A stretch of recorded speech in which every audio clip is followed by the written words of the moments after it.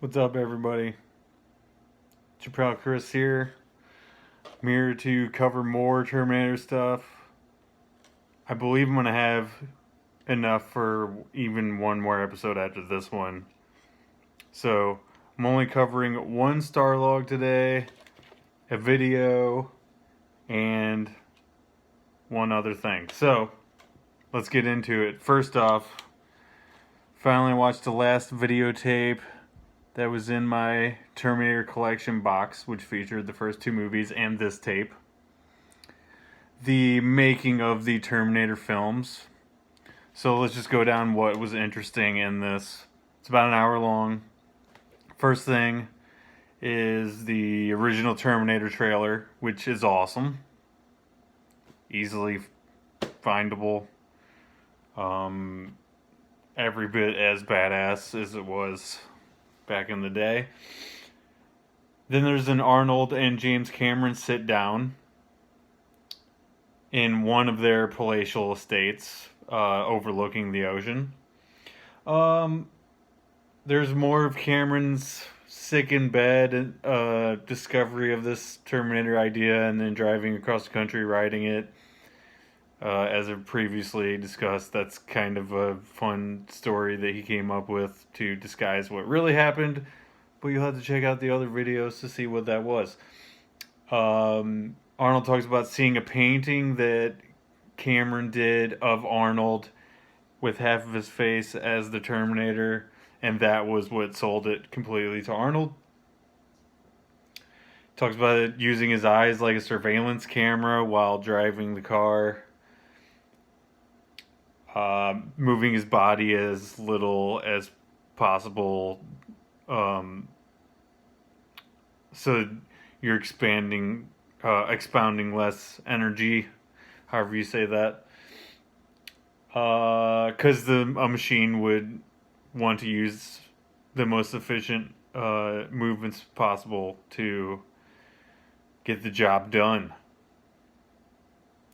Arnold punched through the window in the station wagon himself. And they had a very small crew when they filmed that. It was like down to the wire.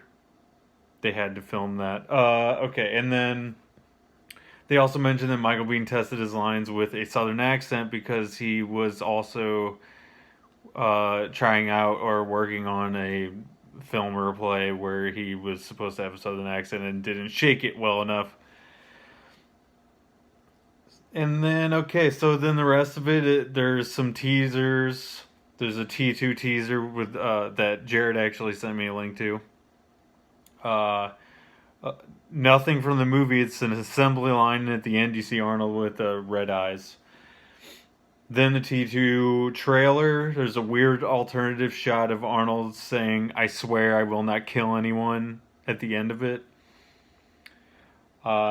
Then there's a more detailed T2 trailer. I love the line, "This time he's back. For good." And at the end, Arnold says, "Trust me."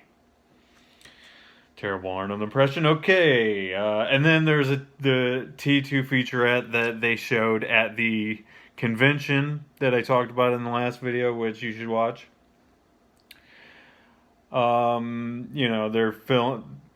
They show them filming in the desert, Cyberdyne, in the LA drainage system, the biker bar, the Galleria, the steel mill, pretty much everywhere.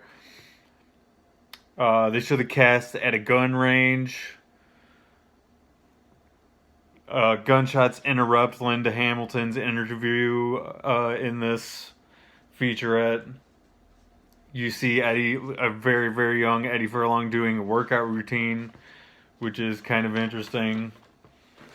But the special effects segment towards the back half of this featurette is what is worth watching this at all. I want to say all of these trailers, featurettes, everything are on YouTube. So I'm not going to link them. They're easily searchable. You can find them. By the way, last video I said I was going to try to link stuff. Unless you get 4,000 views a month or something like that, they don't even give you the ability. So from here on out, all links will just be in the description. How about that? So anyway, the special effects segment. Future War sequences behind the scenes is so good. The really detailed, awesome hunter killer models. Arnold's animatronic double in the SWAT scene is really cool. Arnold has this like joking thing where he's like telling his double to lighten up, and the puppeteers are making the double respond to him. They go behind the scenes of Sarah's nuclear nightmare a little bit. Robert Patrick, digital mapping, animation, modeling in conjunction with practical effects. All of that stuff is detailed in this. Robert Patrick, apparently a Nine Inch Nails fan. And they were, well, let's see, Pretty Hate Machine's late 80s. They're right in their sweet spot as far as like building popularity. So that makes sense that he would be listening to them around that time. Maybe right around Downward Spiral. I don't know. I was 5 or 6. Give me a break. Interesting, the narrator calls it the conclusion of the Terminator saga. That has to come straight from Jim. Because, as you'll see in the article from Starlog, other people think differently. So, should you track down the Ultimate Terminator? That's not what it's called. The Terminator Collection. If you like VHS or Laserdisc, I would say yes. It's a solid buy. You have the movies and this awesome behind the scenes thing all put together really nicely for you. We have to move on. Let's go to the Starlog, shall we? Oh, before we do that, in the comments 2 videos ago, Jarrett corrected me. I was sort of talking about why would Starlog talk about how Arnold was the good guy in the movie. Wasn't that supposed to be like a surprise? Apparently, no, it wasn't. It was in the trailers. I just hadn't watched them in a long time. But then, a day later, I did. So, thank you, Jarrett, for correcting me. I wasn't really surprised that I was gonna get corrected right away, but if anybody has to, I trust Jarrett's knowledge of such things. Okay, so August Starlog number 169.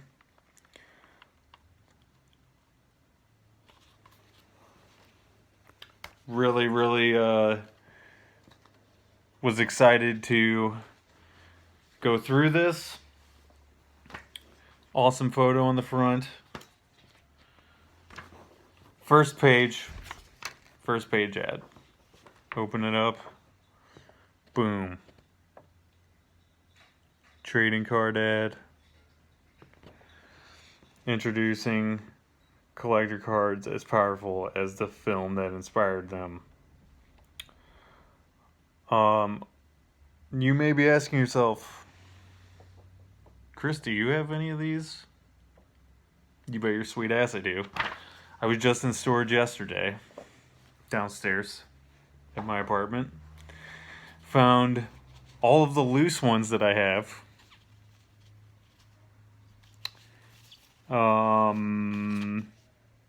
At some point, I went through and picked out the coolest, or the ones I liked the most. I'm not really showing these off that well. I'm sorry.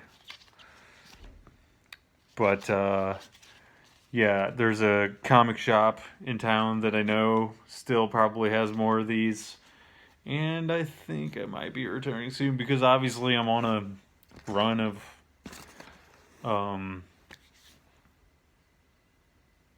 deep diving all of this awesome stuff. Is that all of the ones you have? No, it isn't. I actually have I have some of the nicer ones. Or at least, I don't know if they're necessarily nicer, but I have them put away. In this card book that I've had since, who even knows? I mean, I must have been 8 or 9 or 10 or something like that. So, Very cool ad to see immediately upon opening. We go to the cover story here. Heart of Steel. It's by the same author from the last Starlog that I talked about. Talks about Arnold's experience in filming, changes in his character, acting as an unfeeling character.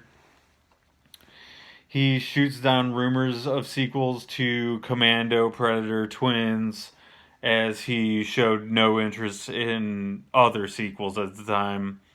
This sequel he's very much about, as long as Jim was involved.